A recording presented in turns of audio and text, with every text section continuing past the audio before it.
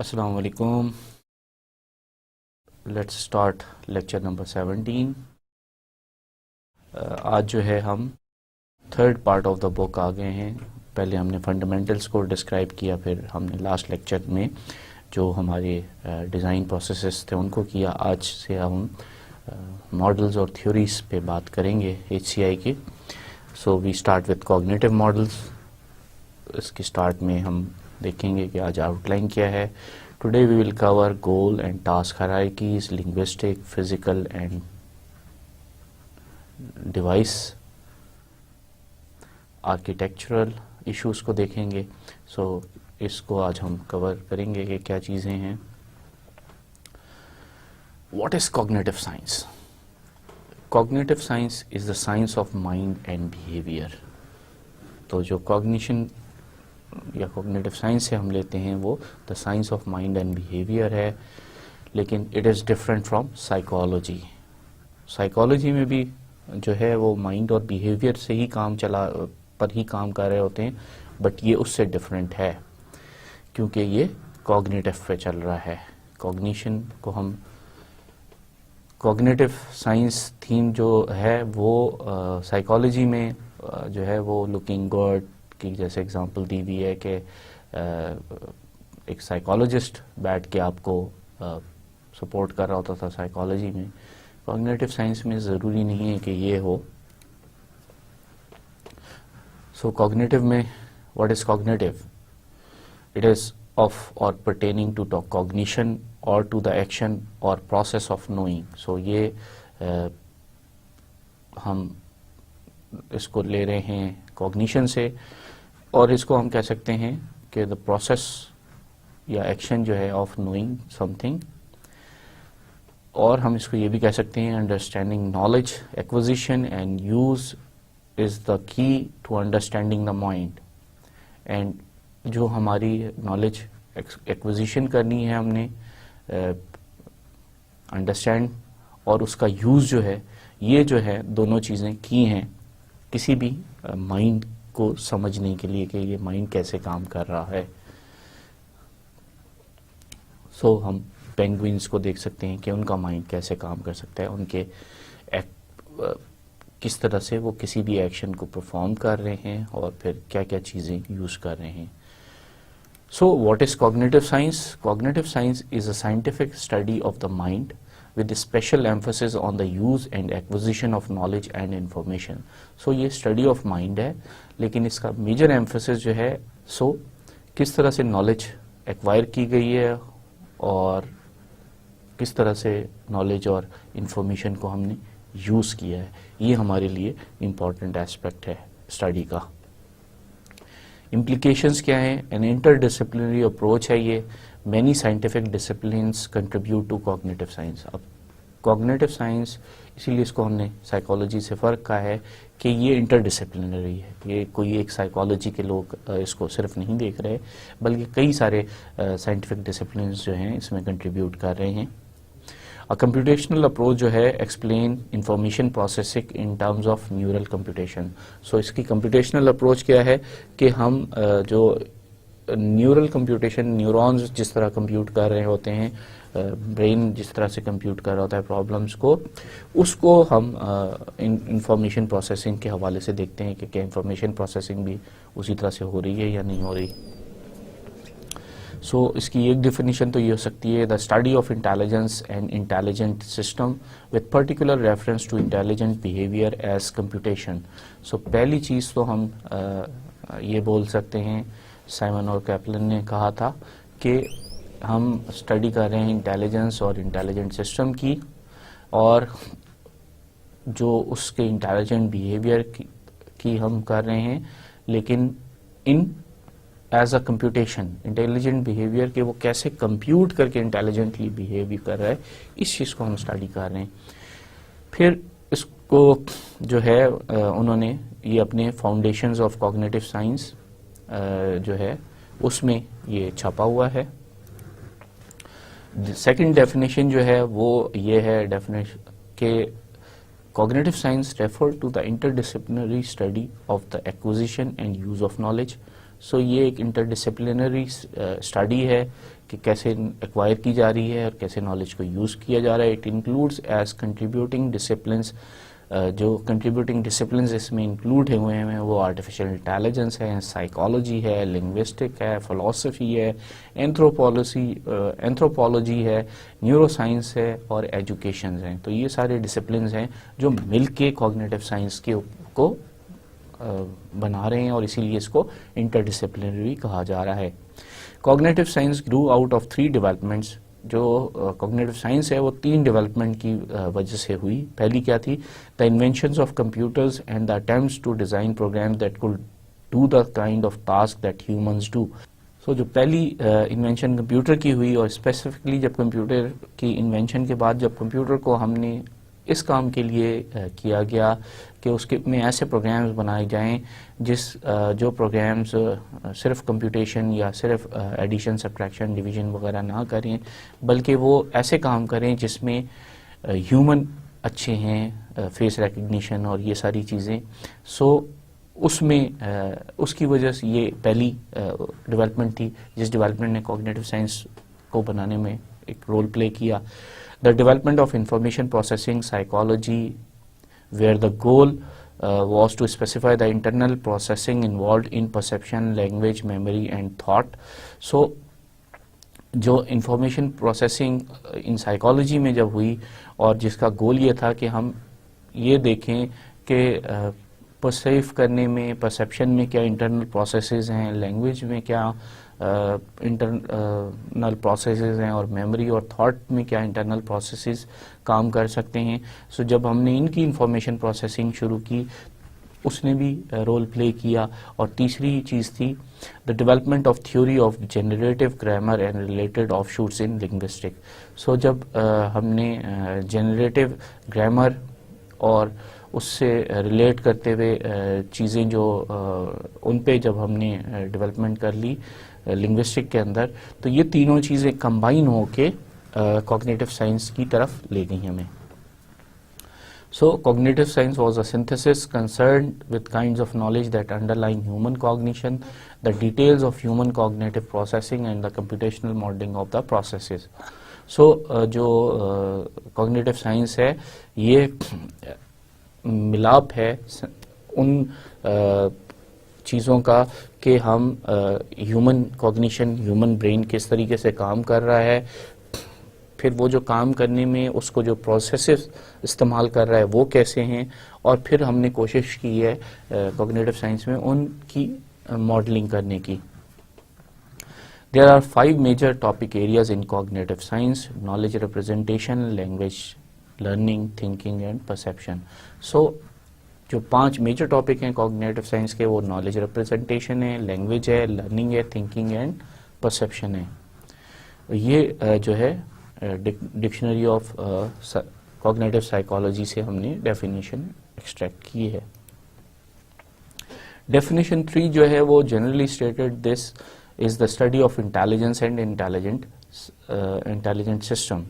सो जो इसको जनरलाइज अगर हम करें कॉग्निटिव साइंस को, तो हम कहते हैं कि स्टडी ऑफ इंटेलिजेंस है और सिस्टम को किस तरह से इंटेलिजेंट बनाया जा सकता है उसकी स्टडी को हम कह सकते हैं। It is a relatively new science that combines knowledge gained from a number of disciplines. These include computer science, neuroscience, cognitive psychology, philosophy and linguistics.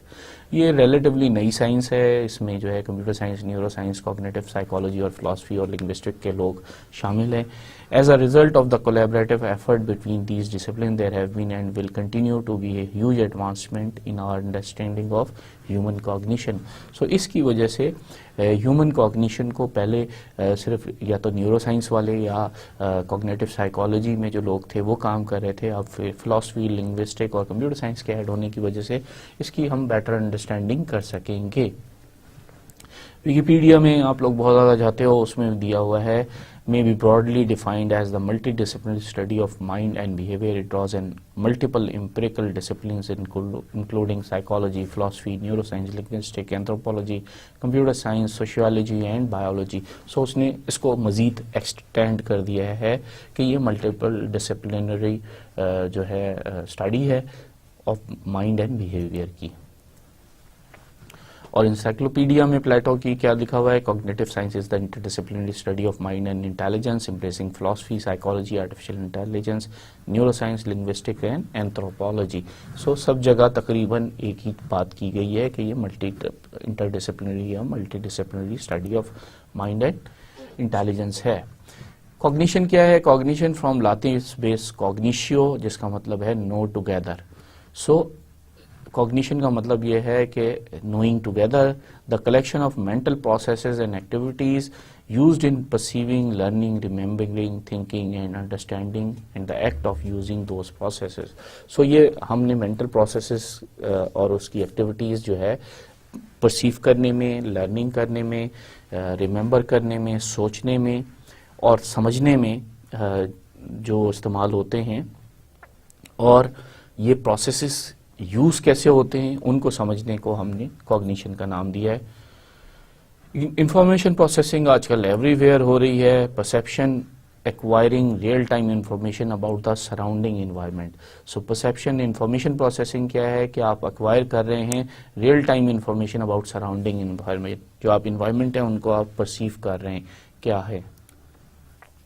Language use क्या है, making use of information about syntax, semantics and phonology. So आपने किसी भी word को के phoneme सीखे कि उनको प्रोनाउंस कैसे करना है, बोलना कैसे है, फिर किस सिंटैक्स में इस्तेमाल करना है, और फिर उस सिंटैक्स के जरिए उसको मीनिंगफुल या उसकी सिमेंटिक्स क्या होनी चाहिए। रीजनिंग क्या है, combining different sources of information, driving new information, testing consistency of information. So reasoning में हम क्या करते हैं कि डिफरेंट सोर्स ऑफ इंफॉर्मेशन को हम जो है कंबाइन करते हैं, फिर उनसे नई मालूमात, नई नॉलेज, नई इंफॉर्मेशन अखज़ करते हैं, फिर हम ये देखते हैं कि जो हमने अखज़ किया है ये ठीक है या नहीं है। सो कंसिस्टेंसी करते हैं। एक्शन क्या है, making use of information in action planning and guidance. So जो भी इंफॉर्मेशन हमारे पास आ गई है उसके मुताबिक हम अपना एक्शन प्लान करते हैं या हम गाइडेंस देते हैं लोगों को। मेमोरी क्या है, स्टोरिंग एंड रिट्रीविंग इंफॉर्मेशन, और हम इंफॉर्मेशन को कैसे स्टोर और रिट्रीव कर सकते हैं। And this is one reason why cognitive science is interdisciplinary, और ये वो रीज़न है जिसकी वजह से कॉग्निटिव साइंस जो है वो इंटरडिसिप्लिनरी बन गई है कि मेमोरी में असल में स्टोर कैसे कर रहे हैं और रिट्रीव इंफॉर्मेशन को हम किस तरीके से कर रहे हैं। हर डिसिप्लिन ने अपने तरीके से इसको बताया हुआ है, अब इसको कंबाइन करके एक नई इंफॉर्मेशन को हम अखज़ कर रहे हैं। कॉग्निटिव मॉडल फॉर HCI क्या होना चाहिए। अब हमने कॉग्निशन, कॉग्निटिव साइंस को समझ लिया, अब कॉग्निटिव मॉडल को हम समझना चाहते हैं कि HCI इसमें क्या डिमांड कर रही है। We need to model some aspect of users understanding, knowledge, intentions और प्रोसेसिंग। हमने डिज़ाइन प्रोसेसेस में ये बात की कि यूज़र इंटेंशन, यूज़र की अंडरस्टैंडिंग को हमने किसी तरीके से एडहेयर करना है, सुनना है और उसको नॉलेज एक्वायर करनी है। सो अब उसको जब मॉडल करना है तो यहाँ कॉग्निटिव मॉडल की बात आ रही है। The level of representation differs from technique to technique, from models of high level goals and the result of problem solving activities to description of motor level activities such as keystroke and mouse clicks. So हमारी जब हमने knowledge acquire करनी है, उसको understand करना है, intentions और processing को देखना है, तो हमें बहुत सारी चीज़ों को ख्याल रखना है, और ये जो उसको जब रिप्रेजेंट करना पड़ेगा तो ये टेक्निक टू टेक्निक जो है डिफर कर जाएगी, फ़र्क हो जाएगा। जहाँ पे हमारे हाई लेवल गोल्स हैं उनके लिए हमारे कुछ और तरीका होगा, फिर जो हमारी प्रॉब्लम सॉल्विंग एक्टिविटीज़ हैं उनको समझने के लिए कुछ तरीका करने पड़ेंगे। फिर मोटर लेवल एक्टिविटी, हमारी हाथ की मूवमेंट, बॉडी की मूवमेंट,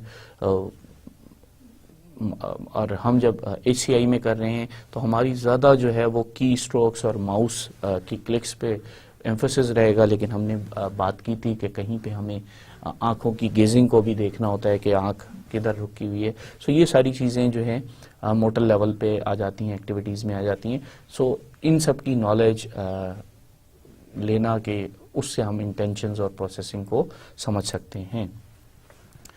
सो कॉग्निटिव मॉडल है क्या, the model aspect of user क्या है कि हमें अंडरस्टैंडिंग करनी है, नॉलेज करनी है, इंटेंशंस देखनी है और प्रोसेसिंग करनी है। सो अंडरस्टैंडिंग हमने देखनी है कि कैसे हो रहे हैं, फिर नॉलेज को देखना है, इंटेंशंस को देखना है, प्रोसेसिंग को करना है।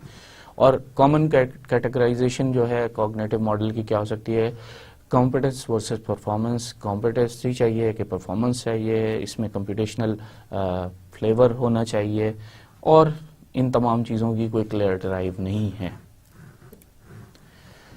कॉम्पिटेंस वर्सेस परफॉर्मेंस में हम देख रहे हैं कि competence models tend to be ones that can predict legal behaviour sequence but generally do this without reference to whether they could actually be executed by user. So competence model में हम सारे legal behaviours को देख रहे होते हैं sequence के legal ये एस्पेक्ट्स करके यहाँ तक पहुँचना चाहिए। सो हम ये एक्सपेक्ट कर रहे हैं कि कोई भी यूज़र है हमारा जो सिस्टम यूज़ कर रहा है वो सारे बटन सही दबाएगा। अब ये एक्सपेक्टेशन काफ़ी हाई है, बिकॉज एक्चुअली यूज़र ऐसा करेगा या नहीं करेगा ये हमें देखने की ज़रूरत है।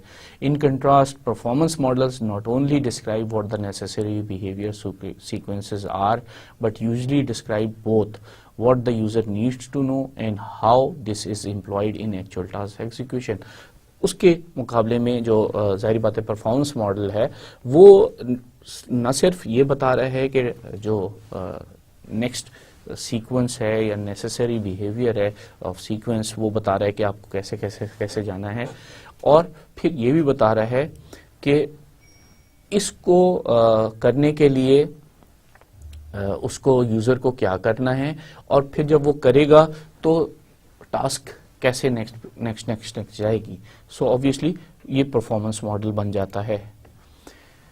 Competence models therefore represent the kind of behaviour expected of a user.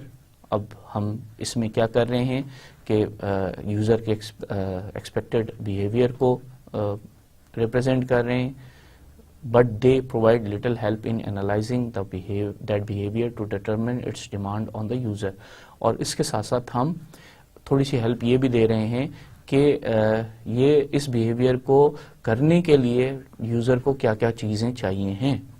Performance model provide analytical power mainly by focusing on routine behaviour in a very limited application.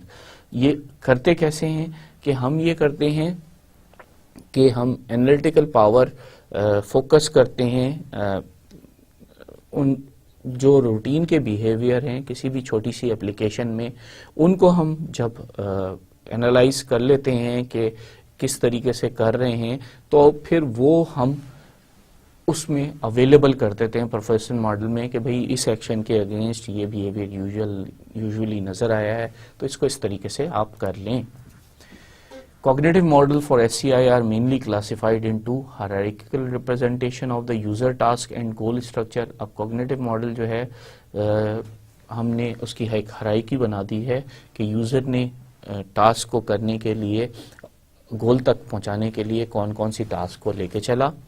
Linguistic and grammatical model हमने उसका linguistic और grammatical model भी बना दिया है, और physical and device level model भी हमने कह दिया है कि हमारे मॉडल का फिजिकल मॉडल क्या होना चाहिए और डिवाइस पे जब हम उसको कन्वर्ट करें तो कैसे होना चाहिए। गोल एंड टास्क हायरार्की क्या है, solve goals by solving sub goals, mental processing as divide and conquer. So जो हमारा बहुत ही पुराना तरीक़ाकार है कि डिवाइड और कॉन्कर करें, वही लेके हम इसमें भी चल रहे हैं कि बड़े गोल को सब गोल्स में डिवाइड करो और सब गोल्स को अचीव करते जाओ। जब सारे सब गोल्स अचीव हो जाएंगे तो गोल खुद ब खुद अचीव हो जाएगा। एग्जाम्पल जो है वो सेल्स रिपोर्ट है, प्रोड्यूस रिपोर्ट। अब ये हम प्रोड्यूस रिपोर्ट जो है वो हमारा अल्टीमेट गोल है। इसको कैसे कर रहे हैं कि सबसे पहले गैदर डाटा कर रहे हैं, फाइंड बुक नेम, सबसे पहले हम उसमें जो है सेल्स बुक्स हैं उनको मालूम कर रहे हैं कौन कौन सी हैं। Do keyword search of names database, अब हमने उसके अंदर कीवर्ड सर्च की कि हम कौन कौन सी चीज़ें उसमें से लेके जाना चाह रहे हैं, फिर इसको फर्दर सब गोल्स में डिवाइड कर दिया, और फिर sift through names and abstract by hand. अब हाथ से हम जो है नाम और एब्स्ट्रैक्ट के दरमियान जो है वो फिल्टर करते जा रहे हैं कि चाहिए चाहिए ये नहीं चाहिए। सो ये जो हमारी फिल्टरिंग है या गो थ्रू है, ये सिर्फ हम इसको सिफ्ट थ्रू कहते हैं। Search sales database for the sub goals, फिर हम डेटाबेस के सेल्स की जो डेटाबेस बना हुआ है उसके अंदर फर्दर सब गोल्स को सर्च करेंगे। लेआउट टेबल्स एंड हिस्टोग्राम्स वो बनाएंगे, उनके अंदर भी सब गोल्स रखेंगे और फिर राइट डिस्क्रिप्शन और फिर उसकी डिस्क्रिप्शन को राइट करना शुरू करेंगे। और जब हम ये कर लेंगे तो हमारा खुद बहुत रिपोर्ट प्रोड्यूस हो जाएगी। गोल्स वर्सेस टास्क जो है, गोल्स क्या है, इंटेंशन है, what you would like to be true. So आप जो चाह रहे हैं वो आपका गोल होगा। टास्क जो है वो एक्शन होगा, हाउ टू अचीव इट। सो आप उस टास्क तक पहुंचने के लिए जो एक्शंस कर रहे हैं वो टास्क हो जाते हैं। गोम्स में वो गोल्स आर इंटरनल होते हैं। एचटीए में जो है एक्शन जो है एक्सटर्नल हो जाते हैं। टास्क जो हैं वो एब्स्ट्रैक्शंस हो जाती हैं। इश्यूज फॉर गोल हायरार्की क्या हैं कि ग्रैनुलैरिटी होती है कि हम कहाँ से स्टार्ट करें और फिर कहाँ पे स्टॉप करें, फिर उसको ग्रैनुलर लेवल पे, छोटे लेवल पे कितने सब डिवीजन हम कर सकते हैं। So actually get down to a routine learn behaviour not problem solving, ये यूनिट टास्क है। सो हमें एक्चुअली यूनिट टास्क में प्रॉब्लम सॉल्विंग नहीं करनी, बल्कि हमने लर्न बिहेवियर पे जाना है कि एक यूनिट टास्क को किस तरीके तक हम लेके जाएं, कौन सा ऐसी टास्क है जिसको हम ये यूनिट कह दें कि ये यूनिट है, ये परफॉर्म होनी चाहिए। अब कॉन्फ्लिक्ट क्या आता है कि there are more than one way to achieve goal. So अब उसमें ये कॉन्फ्लिक्ट रहेगा, आप एक तरीके से कर रहे हैं गोल आ रहा है कि दूसरा शायद दूसरे तरीके से कर रहा हो। सो ये मॉडलिंग में ख्याल करना पड़ता है। और फिर जो है ट्रीटमेंट ऑफ एरर, अगर एरर आ रही है किसी भी टास्क को करने में तो उसको कैसे ट्रीट किया जाएगा, ये हमें इशूज़ हैं जिनको देखना पड़ता है। अब गोम्स में गोल ऑपरेटर मेथड्स एंड सिलेक्शन जो है वो टेक्निक्स है, फिर कॉग्निटिव कॉम्प्लेक्सिटी थ्योरी है, सीसीटी कहलाती है, फिर हायरार्किकल टास्क एनालिसिस है, एचटीए कराता है, जो कि हम ज़ाहिर बात है इसको लेटर लेक्चर्स पे ले जाएंगे। आज हम इनकी तरफ आएंगे। गोम्स का ओवरव्यू, गोल ऑपरेटर मॉडलिंग और सिलेक्शन का, formal representation of routine cognitive skill. हम क्या कर रहे हैं, किसी भी जो हमारी रूटीन के काम हैं, कॉग्निशन जिस तरीके से उस रूटीन के कामों को परफॉर्म कर रहा है, उसको हम कोई फॉर्मल रिप्रेजेंटेशन दे देते हैं कि भाई ये इस तरीके से हुआ। A description of knowledge required by an expert user to perform a specific task। फिर हम इसमें डिस्क्रिप्शन दे देते हैं कि ये टास्क कैसे एक्सपर्ट ने परफॉर्म किया होगा। Provides a description of what the user must learn, और फिर हम इसमें प्रोवाइड कर देते हैं कि यूजर को क्या चीज़ करनी चाहिए इस टास्क को करने के लिए। सो गोम्स की क्लासिफिकेशन करें तो provides a predictive, descriptive and perspective model. So ये प्रेडिक्टिव, डिस्क्रिप्टिव और पर्सपेक्टिव मॉडल प्रोवाइड करता है। कैसे? प्रेडिक्टिव मॉडल क्या है? Predicts the time it will take user to perform the task under analysis, जैसे कि टाइम प्रेडिक्ट कर दे या उसकी कोई भी कॉस्ट प्रेडिक्ट कर दे कि भाई ये इस तरीके से ये टास्क हो सकेगी। डिस्क्रिप्टिव क्या है? Represent the way a user perform task on a system, फिर वो यूजर कैसे टास्क परफॉर्म करेगा उसको डिस्क्राइब कर दें। फिर पर्सक्रिप्टिव क्या है? Guides the development of training programs and help system. अब यहाँ पे वो प्रिस्क्राइब कर दे कि भाई ये जो इसका जो डेवलपमेंट, इस काम की ट्रेनिंग जो है वो कैसे होनी चाहिए और इस काम का हेल्प सिस्टम क्या होना चाहिए। डेफिनेशंस क्या है? ऑब्वियसली ये कर रहा है गोल्स ऑपरेटर मेथड्स और सिलेक्शन रूल्स को। सो गोल्स क्या हैं? What the user wants to do.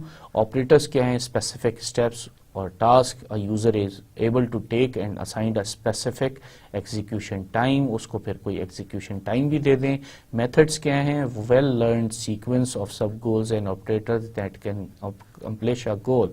सो हमें वो सीक्वेंस और वो सब गोल्स जो हैं उनको देखना है जो कि वेल लर्नड हैं, लोगों ने उसको अकम्प्लिश किया हुआ है किसी भी गोल को करने के लिए, उनको फॉलो करना है। सिलेक्शन रूल्स क्या हैं? Guidelines for deciding between multiple methods. अब सिलेक्शन रूल्स ये हैं कि मल्टीपल मेथड्स जब हम यूज़ कर रहे हैं सब गोल्स और ऑपरेटर्स के, तो उनके दरमियान जो है वो हमें गाइडलाइन प्रोवाइड करनी है कि कैसे मूव करेंगे। एग्जाम्पल अगर हम करेंगे क्लोज विंडो की अगर हम लेके चलें तो सिलेक्ट यूज मेन्यू मेथड, आपको गोल ये है कि मेन्यू मेथड को यूज करें। Move mouse to file menu, file menu तक माउस को मूव करें। पुल डाउन करें फाइल मेन्यू को। क्लिक ओवर क्लोज ऑप्शन, जब आपने क्लोज ऑप्शन को क्लिक कर लिया तो आपने क्लोज विंडो का कर लिया। दूसरा ये है कि यूज कंट्रोल W मेथड, या आप कंट्रोल और W को कीज को प्रेस कर दें तो भी आपका क्लोज विंडो हो जाएगी। So for a particular user rule 1 अच्छा होता है कि एक वो रूल 1 को इस्तेमाल कर ले, सिलेक्ट यूज मेन्यू मेथड, और अगर गेम है तो रूल 2 यूज कर ले, कंट्रोल W से बाहर निकल जाए तेजी से, उसमें मेन्यू ढूंढता रहेगा कि कैसे जाना है कैसे नहीं जाना। सो दोनों मेथड्स का आपको पता होना चाहिए। कॉग्निटिव कॉम्प्लेक्सिटी थ्योरी क्या है? CCT, basic premises of goal decomposition. इसमें क्या करते हैं कि हम अपने प्रीमाइस बना लेते हैं छोटे छोटे, और उनमें हम गोल को डिकम्पोज कर देते हैं, यानी स्टेप्स बना देते हैं कि हम क्या क्या अचीव कर लें तो ये गोल हो जाएगा। अब इससे क्या फायदा होता है कि it provides more predictive power. जब हमने छोटे छोटे अपने प्रीमिसेस बना लिए हैं, ह्यूरिस्टिक्स बना लिए हैं गोल को अचीव करने के लिए, तो हमारे लिए आसान हो जाता है प्रेडिक्ट करना। 2 पैरेलल डिस्क्रिप्शन यूजर के हवाले से चलती है और डिवाइस के हवाले से चलती है। यूजर में क्या होता है? Production rules of the form if condition then action. User के लिए जाहिर बात है कि कंडीशन हुई तो ये एक्शन होगा, लेकिन डिवाइस के लिए होगी कि generalise transition networks covered under dialogue model. So हम डिवाइस के लिए जो है डायलॉग मॉडल जो बनाएंगे तो हमें ट्रांजिशन नेटवर्क का पता चल जाएगा कि इस ट्रांजिशन से दूसरी ट्रांजिशन में चली गई है। सो अगर हम इसकी एग्जांपल लें तो एडिटिंग विद VI यूनिक्स में जो होता था उसका क्या होता था? Production rules are in long term memory. जो प्रोडक्शन रूल्स थे वो हम बताते थे कि 4 rules in the text on 4 page 425, तो 4 रूल्स जो हैं वो किसी भी उसमें पेज 425 में। User sees a mistake, model contents of working memory as attribute value mapping. So user जो है वो मिस्टेक देख लेता था कि लॉन्ग टर्म मेमोरी और वर्किंग मेमोरी में क्या फ़र्क है। तो गोल परफॉर्म यूनिट टास्क होती थी। टेक्स्ट जो होता था, task is insert space, text task is at 523, और कर्सर जो है वो 87 पे है। सो ये एक तरह से उस पे काम हो जाता था। अब 4 रूल्स टू मॉडल इंसर्टिंग या स्पेस क्या है? पहला तरीका क्या है कि सेलेक्ट इंसर्ट स्पेस, आपने जहाँ पे स्पेस देनी है वहाँ को आपने सेलेक्ट किया। इंसर्ट स्पेस मूव फर्स्ट, फिर इंसर्ट आपने की एक उसमें, फिर इंसर्ट स्पेस डू इट, फिर आप उसको स्पेस कर देते हैं और इंसर्ट स्पेस डन, और यहाँ पे आपने इंसर्ट स्पेस हो गई। सो अब आपकी जो वर्किंग मेमोरी बनी वो क्या बनी? Goal insert space not executing insert space line 5 column 23। So आपने लाइन 5 और कॉलम 23 पे किया। Select insert space matches current working memory. अब आपकी जो वर्किंग मेमोरी है और जो आपने इंसर्ट स्पेस करनी है वो एक ही जगह पे मौजूद है। सो अब जो बनेगा इसका वो इस तरह से बनेगा, select insert space if and test goal perform unit task. अगर आप सबसे पहले गोल को टेस्ट करेंगे, इस यूनिट की टास्क की, टेक्स्ट, तो आपने टेक्स्ट को टेस्ट किया, टास्क इज इंसर्ट स्पेस। अब टास्क इज इंसर्ट स्पेस है कि नहीं है, not test goal insert space, not test not executing insert space. So ये चीजें अगर नहीं हैं then add goals insert space, फिर आपने इंसर्ट स्पेस को ऐड करना है। ऐड नोट, और फिर आपने नोट एग्जीक्यूट कर उसमें ऐड करना है क्या, एग्जीक्यूटिंग इंसर्ट स्पेस। यहाँ पे मैं एग्जीक्यूट कर रहा हूँ इंसर्ट स्पेस को। फिर लुक टेस्ट है, task is at line and column. फिर हमने लुक टेस्ट में दे दिया कि किस लाइन और किस कॉलम पे हमने स्पेस को इंसर्ट करना है। Notes on CCT, rules don't fire in order written may repeat. इसमें जो रूल्स हैं वो जिस ऑर्डर में लिखे हुए हैं उस ऑर्डर में ही नहीं एग्जीक्यूट होंगे और रूल्स रिपीट भी हो सकते हैं। पैरेलल मॉडल है, rules can be fire simultaneously, और रूल्स जो हैं वो फायर हो सकते हैं साइमल्टेनियसली। रूल फायर होने का मतलब क्या है, रूल फायर होने का मतलब ये है कि आप किस कमांड पे आए हुए हैं, किस पोजीशन पे आए हुए हैं, और वो जो है जिस पोजीशन पे आ गए हैं वो इफ की कंडीशन अगर हो गई है और देन एग्जीक्यूट हो रहा है, इसको कहते हैं रूल फायर होना। Novice versus expert style rules. अब आप नोवाइस के लिए कुछ और रूल्स का स्टाइल बनाएंगे और एक्सपर्ट के लिए कुछ और रूल्स का स्टाइल का रूल्स बनाएंगे। Error behaviour can be representative. Error behaviour जो है वो उसको रिप्रेजेंट होना चाहिए। मेजर्स क्या हैं, डेप्थ ऑफ गोल स्ट्रक्चर। हमें ये देखना है कि किस डेप्थ तक हम गोल को डिस्क्राइब कर चुके हैं, कितने लेवल तक हमने गोल को सब डिवाइड कर दिया है। नंबर ऑफ रूल्स कितने हैं, more means interface more difficult to learn. जितने ज़्यादा रूल होंगे उतने ज़्यादा डिफिकल्ट हो जाएगा इंटरफेस को लर्न करना उन रूल को। फिर comparison with device description. So device की जो डिस्क्रिप्शंस हैं उनके साथ आपको कंपैरिजन भी करना होगा। So problem with goal hierarchy क्या क्या हैं, डिस्क्रिप्शन कैन बी इनॉर्मस। उसकी ज़ाहिरी बात है डिस्क्रिप्शन बहुत ज़्यादा हो जाएंगी। जितने गोल्स को आप डिवाइड करते जाएंगे, सब गोल्स में हायरार्कीज बनाते जाएंगे, उनको डिस्क्राइब करने में के लिए आपको ज़्यादा इंफॉर्मेशन चाहिए होंगी, ज़्यादा टास्क बन जाएंगी। अब पोस्ट हॉक टेक्निक। अब ये पोस्ट हॉक टेक्निक है, होने के बाद आप बनाते हैं कि जो सब टास्क हो गई है वो हो गई है ठीक या नहीं। अगर नहीं हुई तो आप उसको फर्दर डिवाइड करते हैं। So risk is that it is defined by the computer dialogue and not user. So ये रिस्क है कि ये कंप्यूटर डायलॉग इसको करेगा, यूजर नहीं डिफाइन करेगा।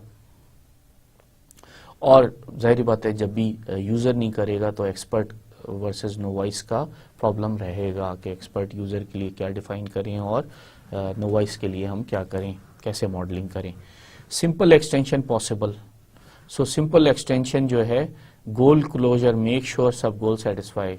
सो सिंपल जो है वो गोल क्लोजर हम कर सकते हैं। एटीएम की एग्जांपल है कि उसमें हमने आप देखें कि एक्सेप्ट है, एंटर है और जो है वो कैंसिल है किसी भी वजह से, तो आप उसमें चले जाते हैं और जहाँ पे भी आपको लगता है कि प्रॉब्लम है वहाँ पे आप क्लोजर भी कर सकते हैं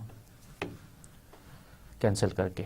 लिंग्विस्टिक नोटेशंस में है, users interaction with the computer is often views in terms of language. अब यूजर की जो इंटरेक्शन होती है वो ऑब्वियसली जो कंप्यूटर के साथ है वो जो लैंग्वेज कंप्यूटर उसको डिस्प्ले कर रहा होता है, इट्स नॉट अबाउट कि ये इंग्लिश लैंग्वेज में, बल्कि जो उसको टेक्स्ट में फॉर्म में या हेल्प की फॉर्म में आ रहा है, ये उसका इंटरेक्शन का बड़ा जरिया बन जाता है। मेन्यू जिस लैंग्वेज में, ऑब्वियसली वो भी एक इम्पॉर्टेंट एस्पेक्ट है।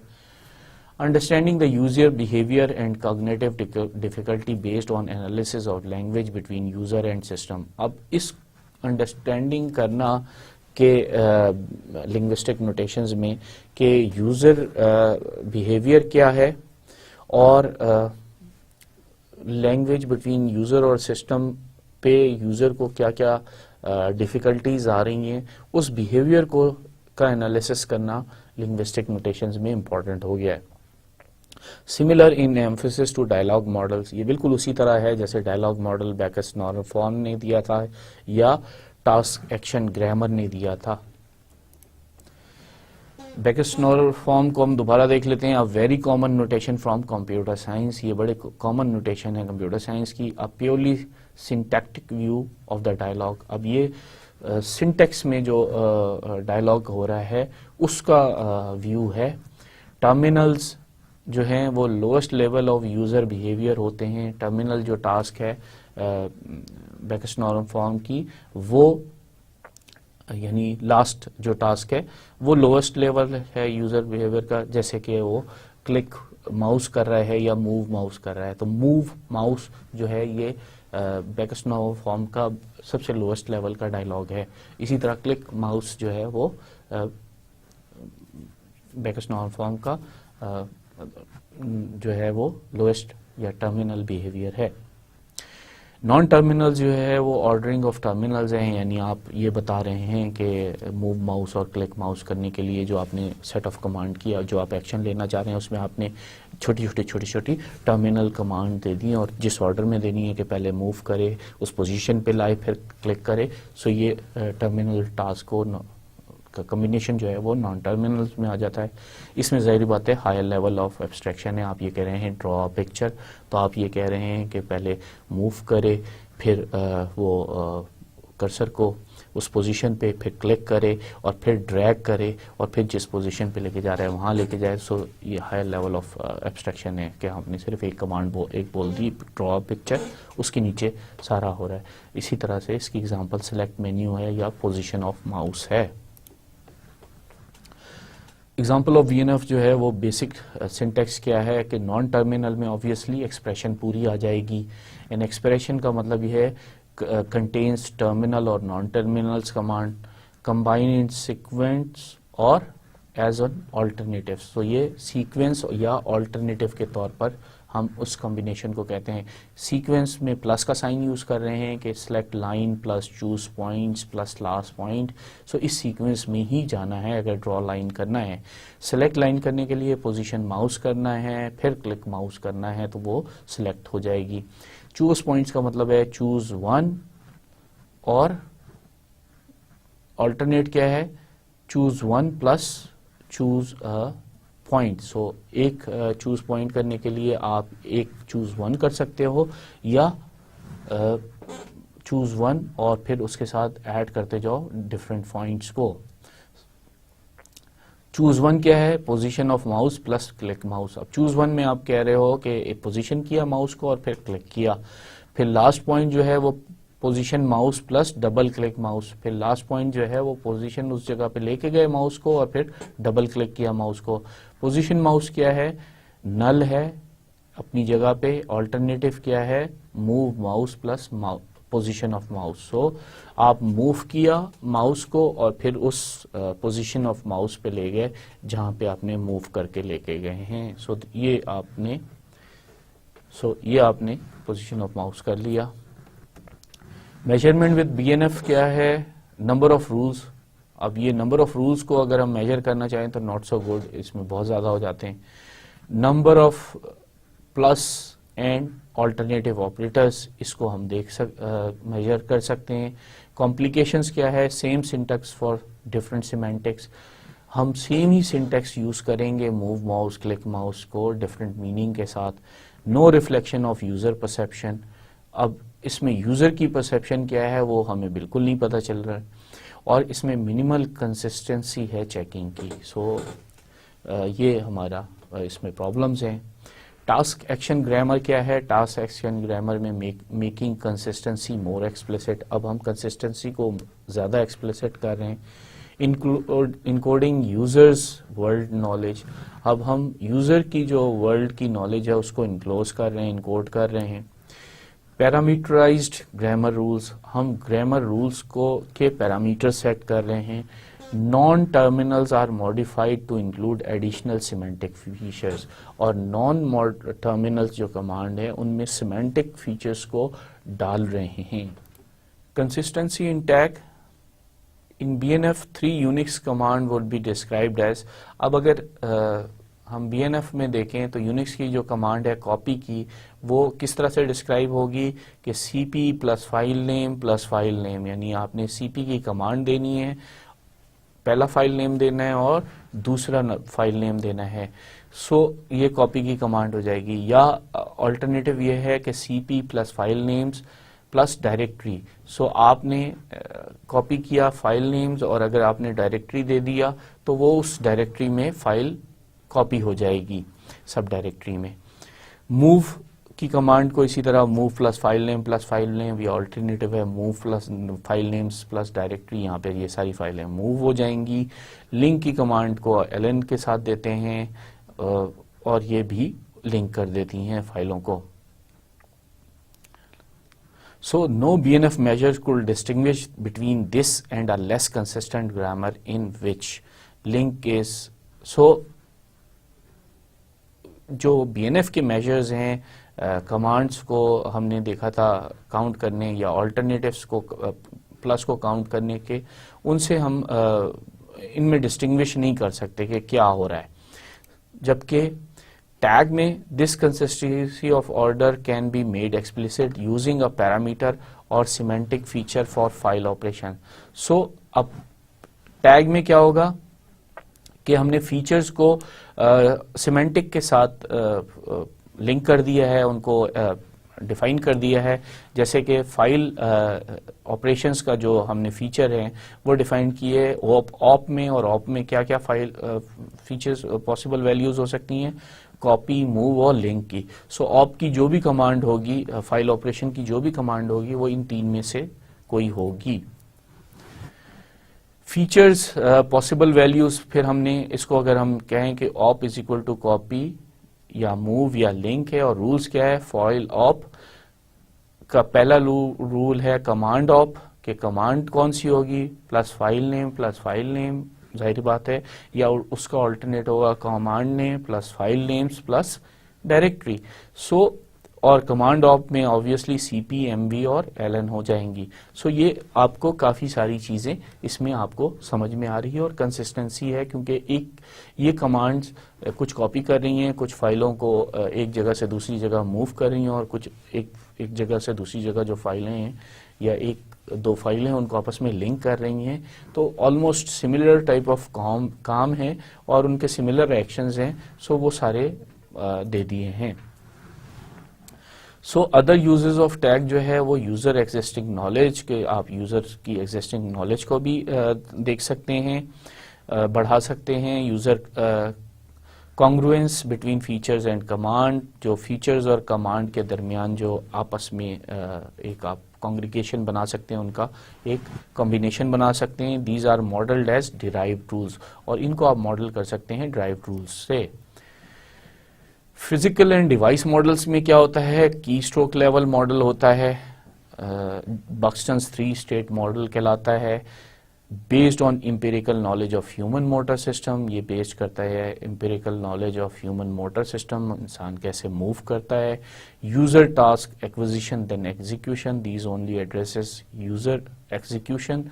सो जो एग्जीक्यूशन है यूजर टास्क की, उसको हम देख रहे हैं कि वो कैसे हो रही है, और ये कॉम्प्लीमेंट्री हो जाता है गोल हायरार्की के साथ। तो गोल हायरार्कीज में हम ये देखते हैं कि यूजर की मूवमेंट कैसी है, उसको वो एग्जीक्यूट कैसे कर सकता है। सो ये उसके साथ कॉम्प्लीमेंट्री हो जाता है। की लेवल मॉडल में जो है वो लोएस्ट लेवल ऑफ ओरिजिनल गॉम्स है। तो ये गोल ऑब्जेक्ट मॉडलिंग एंड सिलेक्शन जो है उसका ये लोएस्ट लेवल है। 6 एग्जीक्यूशन फेस ऑपरेटर्स हैं इसमें। फिजिकल मोटर के क्या हैं, की स्ट्रोकिंग है कि की को आप स्ट्रोक कर रहे हैं, पॉइंटिंग है कि आप कैसे पॉइंट कर रहे हैं, होमिंग है कि आप कैसे मूवमेंट कर रहे हैं, और ड्राइंग है कि आप कैसे ड्रॉ कर रहे हैं। और इसमें मेंटली हो जाता है कि मेंटल प्रिपरेशन कैसे कर रहे हैं, और सिस्टम का ये है कि सिस्टम का रिस्पांस क्या है।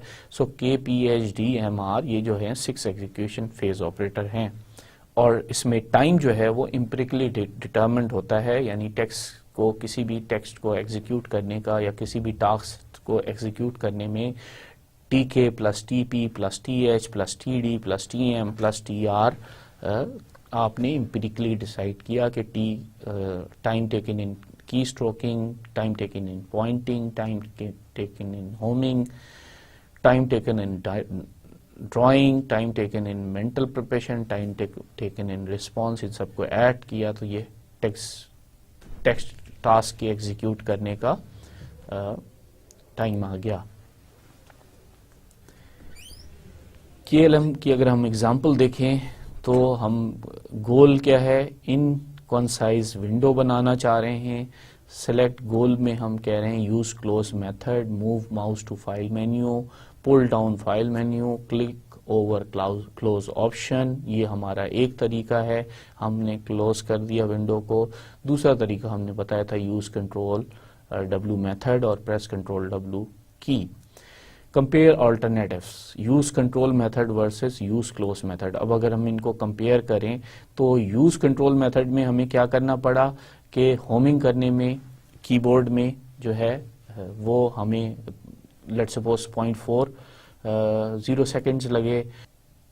मेंटल प्रिपरेशन करने में कंट्रोल W की और हाथ की मूवमेंट की वो हमें 1.35 सेकेंड्स लग गए, और कीइंग यानी दोनों वर्ड्स को दबाने में 0.28 सेकेंड लग गए, तो इनका टोटल आया 2.03 सेकेंड्स। जबकि आप जब यूज क्लोज मेथड में आपने पोजीशनिंग की, फिर यूज क्लोज मेथड में अगर आपने जाहिर बात है आपको मूव करना है फाइल मेन्यू में, तो आप उसको लेके जाएंगे, फिर आप लेफ्ट क्लिक करेंगे, फिर आप मेंटल इस सारी प्रिपरेशन के, चलो इसको में भी उतना ही टाइम लग गया, फिर आपने प्रेस करना है, पॉइंट करना है, फिर आपने उसको क्लिक करना है। सो इन सारी टाइमिंग को जब ऐड किया तो 3.75 सेकेंड लगे। सो आपका टाइम डिफरेंस आपको पता चल गया कि कंट्रोल W मेथड जो हैं वो टाइम कंज्यूमिंग हो जाते हैं। और यहाँ पे हमने ये अजम्पशन लेके चलें कि हैंड स्टार्ट्स ऑन माउस, के हमारा हाथ जो है वो माउस पे ही स्टार्ट हुआ था। आर्किटेक्चरल मॉडल में क्या है, all of cognitive models make assumptions about the architecture of the human mind. अब जितने भी कॉग्निटिव मॉडल्स हम बना रहे हैं वो सारे के सारे जो हैं वो अजम्पशन की हुई हैं कि ह्यूमन माइंड का आर्किटेक्चर कैसा है। प्रॉब्लम स्पेस मॉडल में rational behaviour is characterised as behaviour that is intended to achieve a specific goal. So rational behaviour को हम ऐसे कैरेक्टराइज कर सकते हैं कि जो ऐसा बिहेवियर जिससे हम गोल को अचीव कर सकें। This element of rationality is often used to distinguish between intelligent and machine-like behavior. So हम इस rationality से ये distinguish कर लेते हैं कि intelligent और machine-like behavior कैसा है। In the field of artificial intelligence, a system exhibiting rational behavior is referred to as knowledge level system. So artificial intelligence में जो रैशनल बिहेवियर दे रहा होता है सिस्टम, वो जो है नॉलेज लेवल का सिस्टम होता है। मशीन लाइक बिहेवियर का मतलब ये है कि आप एक काम करोगे उसका वही जवाब आता रहेगा, गोल की अचीवमेंट की तरफ वो नहीं जाएगा। सो रैशनल बिहेवियर में ये है कि you try to achieve the goal as well.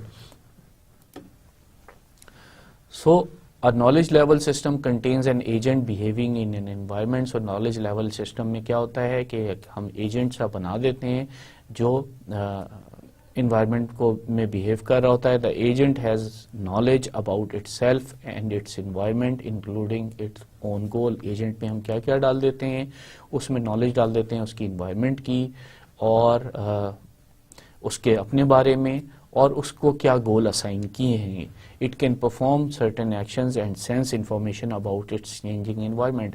वो अब कुछ एक्शन परफॉर्म कर सकता है और अपने जो एनवायरनमेंट है उस एक्शन की वजह से जो चेंजेस आ रही हैं उनको भी सेंस कर सकता है। The agent behaves in its environment, it changes the environment and its own knowledge. So जो एजेंट जो है वो अपनी एनवायरनमेंट में क्या करता है, वो उसको चेंज भी कर लेता है और फिर उस चेंज के मुताबिक अपनी नॉलेज को भी अपडेट कर लेता है। We can view the overall behavior of the knowledge level system as a sequence of environment and agent states as they progress in time. So हम किसी भी जो नॉलेज लेवल सिस्टम को ये समझ सकते हैं कि वो उसमें बहुत सारे एनवायरनमेंट बनाए हुए हैं, बहुत सारे एजेंट स्टेट्स हैं और वो हम उनको जो है उनका जो ओवरऑल बिहेवियर है उसको देख रहे हैं। The goal of the agent is characterized as a preference over all possible sequence of agent environment states. So गोल किसी भी एजेंट का उसको हमने प्रेफरेंस दिया हुआ है, उसको हमने प्रायोरिटी दिया हुआ है और हम ये कह रहे हैं कि वो जो है सारे सीक्वेंस और एजेंट एनवायरनमेंट की स्टेट से गुजर के जब पहुंचेगा तो फिर वो गोल तक पहुंच जाएगा agent. Contrast this irrational behavior with another general computational model for a machine which is not rational। अब वो rational model था, इसके contrast में जो computational का normal general method है लेकिन वो rational नहीं है। For example, it is common to describe a problem as the search through a set of possible states from some initial state to a desired state। अब हमने कहीं पे भी जो प्रॉब्लम होती है उसको हमने स्पेस मॉडल में ये कह दिया है कि वो जितनी भी पॉसिबल स्टेट्स है उसके सेट को लेके किसी भी इनिशियल सेट से डिजायर्ड स्टेट तक पहुंचने में जो उसको स्टेप्स लेने हैं, जो प्रॉब्लम्स हैं उनको करना जो है वो जो सर्चिंग है, वो सर्चिंग मेथड जो है वो एक हमारा कंप्यूटेशनल मॉडल का नॉर्मल बिहेवियर होता है। जबकि एजेंट में हम ये कह रहे हैं कि उसको टास्क असाइन कर दिए, उसको गोल असाइन कर दिए, उसको स्पेसिफिक वो सारे बता दिए हैं कि उसके क्या क्या हैं और उसने उसमें से टास्क को कंप्लीट करना है और फिर अपनी नॉलेज को उस लिहाज से भी अपने इन्वायरमेंट को भी सेंस करना है। सो नॉर्मल उसमें क्या होता है, search proceed by moving from one state to another possible state by means of operations और actions, the ultimate goal of which is to arrive to one of the desired state. So इसमें अब ये machine like behaviour हो गया है कि आप एक इनिशियल स्टेट से चले, नेक्स्ट स्टेट्स को देखते हुए चले, आपने टारगेट आपका डिजायर्ड स्टेट तक पहुंचना है।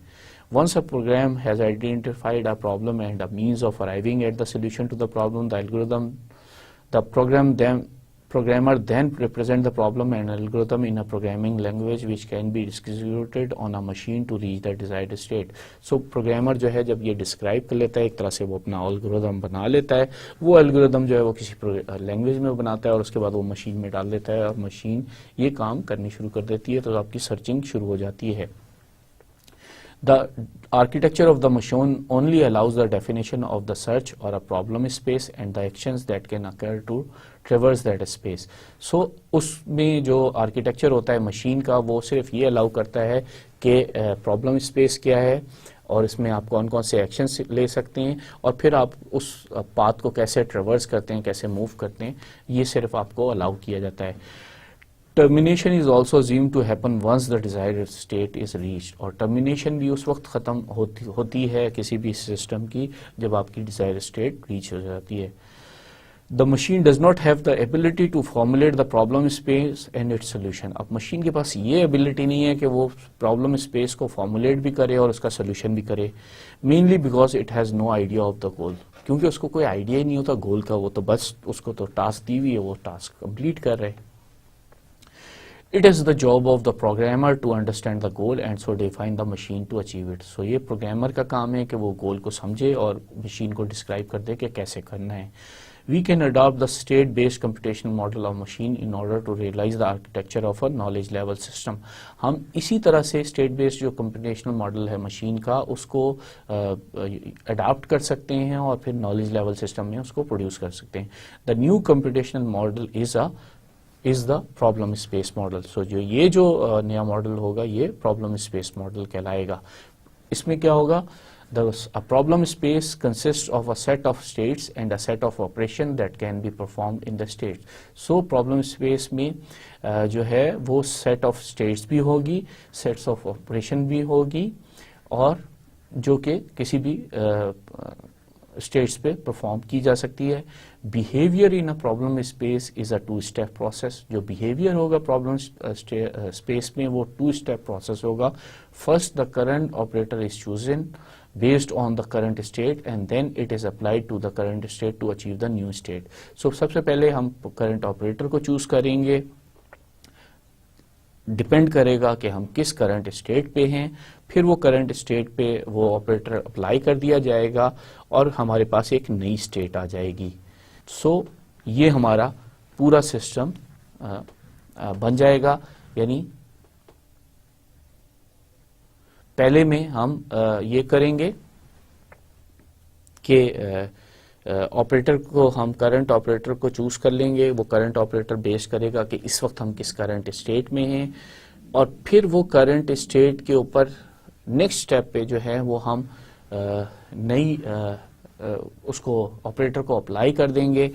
अब हमारे पास जाहिर बात है फिर एक नई स्टेट आ गई। अब इस नई स्टेट के मुताबिक हम नया ऑपरेटर चूज करेंगे, फिर उसको अप्लाई कर देंगे, फिर हमारे पास एक स्टेट आ जाएगी।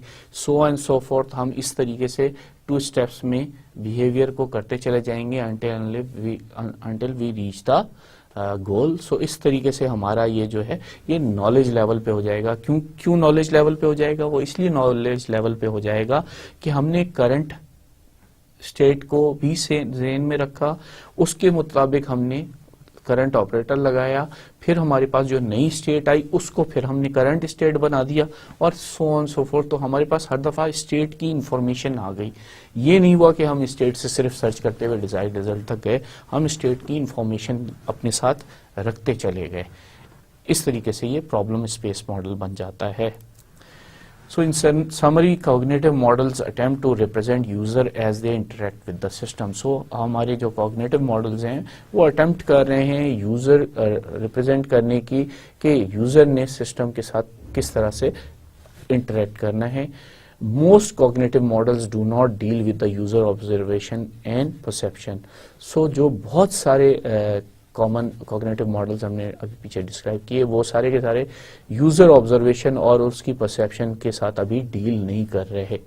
सम techniques have been extended to handle system output but problems persist. कुछ टेक्निक्स ऐसी आई हैं जिसमें हमने ये सिस्टम आउटपुट को हैंडल करने की कोशिश करी है, लेकिन अब भी सिस्टम जो हैं और में प्रॉब्लम्स जो हैं वो एग्जिस्ट कर रही हैं। इश्यूज क्या आ रहे हैं? लेवल ऑफ ग्रैन्युलैरिटी है कि हम कितने गोल को किस किस लेवल तक सब गोल्स में डिवाइड करेंगे, फिर उन सब गोल्स को फर्दर किस लेवल पे डिवाइड करेंगे, सो ऑन सो फोर्थ। ये हमारे इसको करना को हम ग्रैन्युलर कह रहे हैं कि हम कितने जो है छोटे छोटे सब टास्क में डिवाइड करते चले जाएंगे गोल्स को। और एक्सप्लोरेटरी इंटरेक्शन वर्सेस प्लानिंग। सो हमारी इंटरेक्शन जो है वो हम प्लान करें कि वो एक्सप्लोर करे, ये हमारे इश्यूज हैं इस सारे कॉग्निटिव मॉडल को बनाने में। With this we come to an end of today's lecture. आज अपना बहुत ख्याल कीजिएगा।